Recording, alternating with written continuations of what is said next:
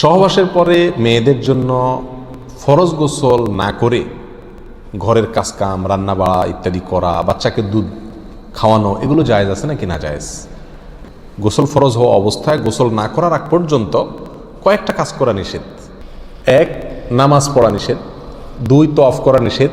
3, মসজিদে অবস্থান করা নিষেধ। 4, কোরআন স্পর্শ করা নিষেধ। 5, কোরআন পড়া নিষেধ। এই 5টি কাজ ছাড়া আর কোনো কাজ কিনা নিষেধ না। অতএব সহবাসের পরে কোনো মেয়ে, কোনো মহিলা তিনি যদি গোসল না করে, ফরজ গোসল না করে তিনি যদি কি করেন, গৃহস্থলীর কাজকাম করেন, রান্না বাড়া করেন, অন্য কাজকাম করেন, বাচ্চাকে দুধ খাওয়ান, এগুলো এই 5টি নিষিদ্ধ কাজের আওতায় যেহেতু নাই, অতএব সেটা জায়েজ আছে। আমাদের দেশে যত কঠোরতা সব মেয়েদের উপরে, ছেলেদের উপরে নাই। ছেলে গোসল ফরজ হয়েছে, 2-4 ঘন্টা শুয়ে রয়েছে বা এমনকি হাঁটাহাঁটি করছে, তাকে তেমন কেউ কিছু বলে না। সমস্ত চাপগুলা মেয়েদের উপরে। আর এই ফতোয়াগুলা মেয়েদের উপরে, ফতোয়াগুলা দেয়ও বেশিরভাগ মেয়েরাই।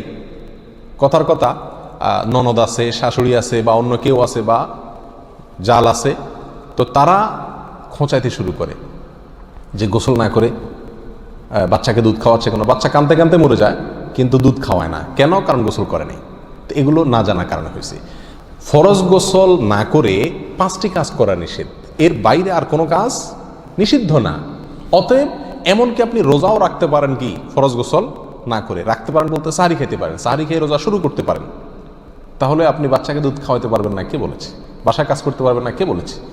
তবে হ্যাঁ, যদি আপনি ফরজ গোসল একটু দেরিতে করতে চান কোনো কারণে, তাহলে সেক্ষেত্রে অন্যান্য কাজকামের সুবিধার জন্য ওযু করে নেওয়া উত্তম।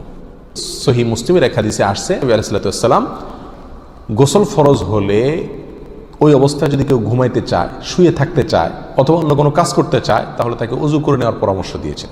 অতএব ওযু করে নিয়ে এরপর অন্যান্য কাজ করা উত্তম। এর বাইরে ওযু ছাড়া যে সে কিছু করতে পারবে না, ব্যাপারটা এরকম না। একবার আবু হুরায়রা রাদিয়াল্লাহু তাআলা আনহু, তার সাথে নবী আলাইহিস সালামের দেখা হয়েছে কোনো এক রাস্তায়, এই অবস্থায় যে তার গোসল ফরজ হয়েছিল।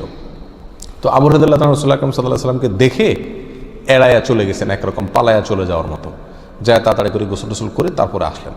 নবী আলাইহিস সালাম জিজ্ঞাসা করলেন, আবু হুরায়রা তুমি কই গেছিলা? তোমার দেখলাম।